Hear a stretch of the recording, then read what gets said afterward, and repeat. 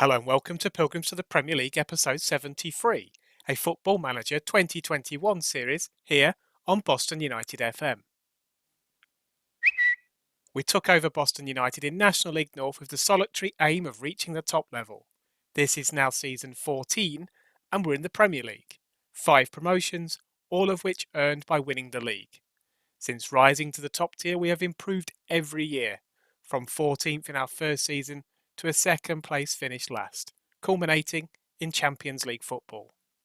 We won the FA Cup in only our second ever top flight campaign, repeated that in our fifth, and lost out in the Europa League final in 2031. The season is almost at an end, but we have unfinished business as we face Inter Milan in the second leg of a Champions League semi-final in the San Siro. We travelled to Italy with a fantastic 4-1 lead as we dominated the first leg.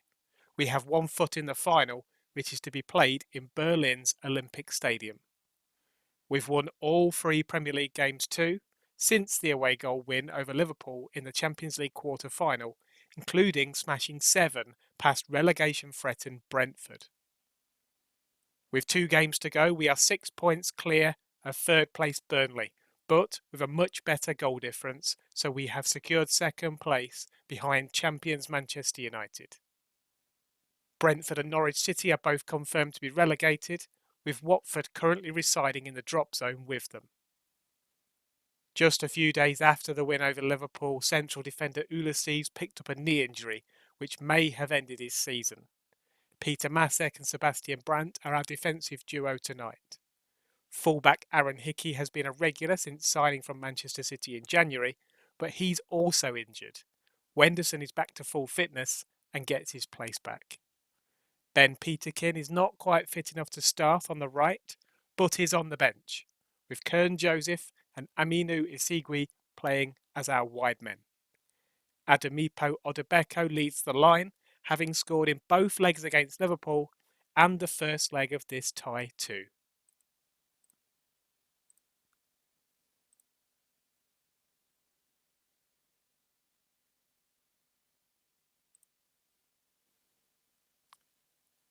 Now, it will be one massive collapse if we do not make it through to the Champions League final. We've got a 3-goal lead.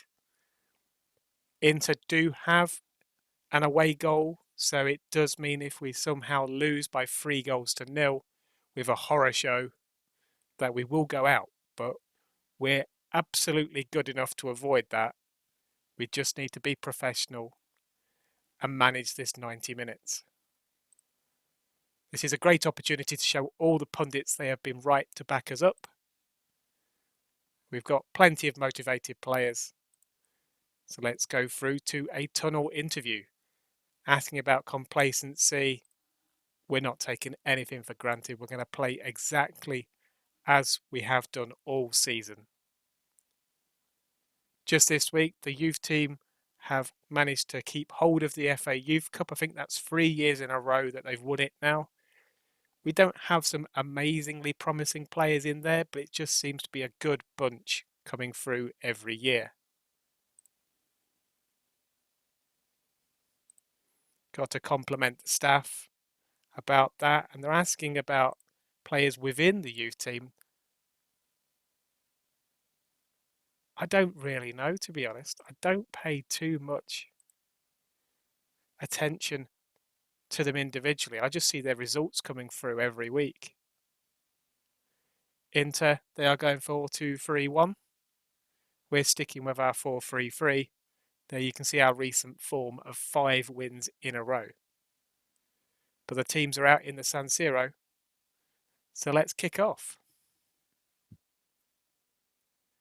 Free kick to Inter, taken by Pellistri. His shot is saved by Harjoen, but they do get a corner. Goes in near post, but Zarate nods it over the bar.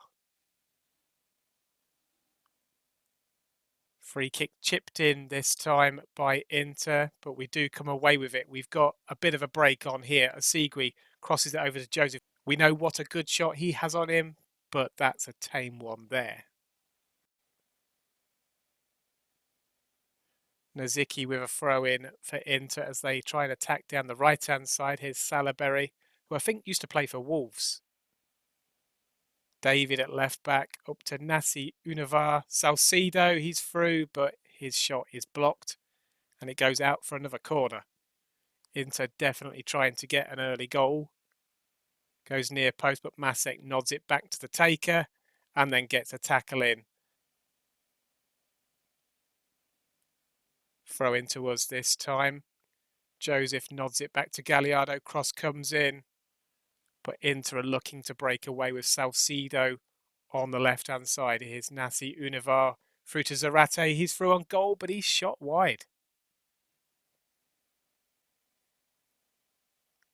Somehow we have made it through to half-time, and it's still goalless on the night, which still gives us that 4-1 lead. Inter, they've had some good chances. They had a free kick, which was tipped over the top expertly by Harjoen. Had another one tipped round the post. But we have held firm somehow. It's important now more than ever to keep completely focused. Make sure we see this tie out with the lead intact. Unfortunately, that does seem to have demotivated Masek at the back. I'm just going to tell them I'm impressed with their defending, and he's now back to being composed. Let's get out there and make sure we book our place in the final.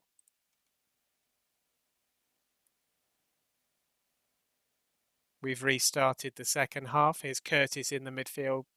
Out wide to Asigui. Takes on his fullback but can't get past him. Now Inter trying to hit us on the counter, but we managed to get the ball back to our goalkeeper. Here's Sebastian Brandt. We try with the ambitious ball to the left-hand side. But Curtis gets it back in midfield. Asigui, this has been slow build-up. What's going to come of it? Wide right to Wenderson on the overlap. Curtis with the cross. And there's Kern Joseph at the far post to nod in. The English wonder kid winger has had a very good first season with us. He's definitely a goal scorer. He gets in some good positions, whether with his head or with that lovely left foot he has. But he's nodded it into an almost unguarded net. 1-0. Throw into down the right-hand side. They've been very quiet in this half.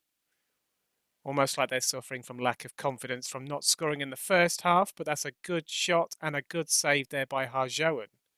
Corner comes in, but Brandt has got his head on it and clears it. Now here's Roy Locke, substitute. He's come off the bench, gives it to Odebeko on the left-hand side. They almost score an own goal, but the goalkeeper just about manages to clear it. And we get a corner. Asigui with the corner to Brandt. That's a fantastic save by their keeper. Another corner. Asigui to take this one as well. He goes near post yet again.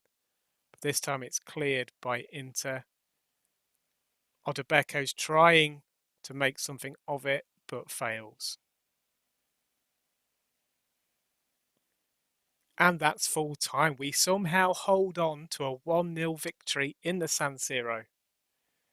We lost the XG battle, we lost the shots battle, we equalised on shots on target, with Inter having more possession, but the key thing was we won 1-0.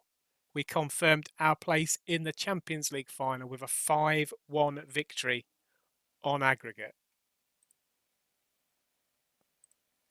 Congratulations to the squad, we're in the final.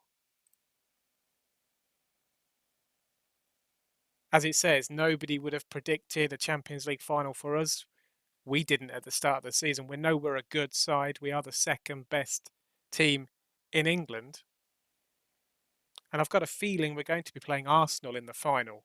I believe they were 6-0 up from their first leg against Sevilla, I think it was. Got to say, I'm proud of this squad. The good times aren't over just yet. We've got that one more important game to go.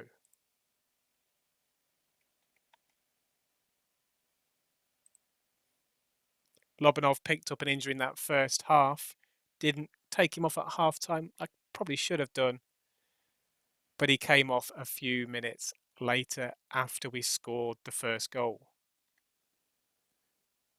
We brought on Brazilian midfielder Betao in the second half. He was on the bench for a Champions League game earlier in the season as well.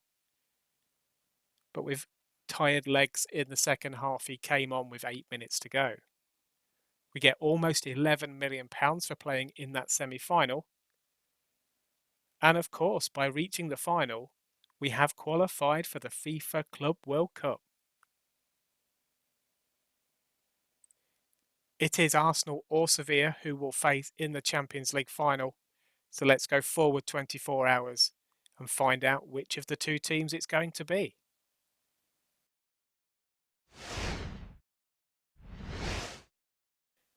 And it is going to be Arsenal. They're currently 5th in the league at the moment. I think they're about 15 points behind us, so really we should go into it as favourites. Arsenal defeated Sevilla 8-1 on aggregate. It did seem as though both semi-finals were almost over after the first leg. We now go on to finish our Premier League season with a home game against champions Manchester United. It'd be nice just for a morale boost to beat them. And we finish away at Watford.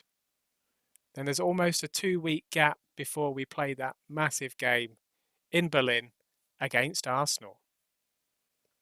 If you've enjoyed the content of this episode, please don't forget to leave a like. And for more videos, please subscribe. Thank you very much for watching.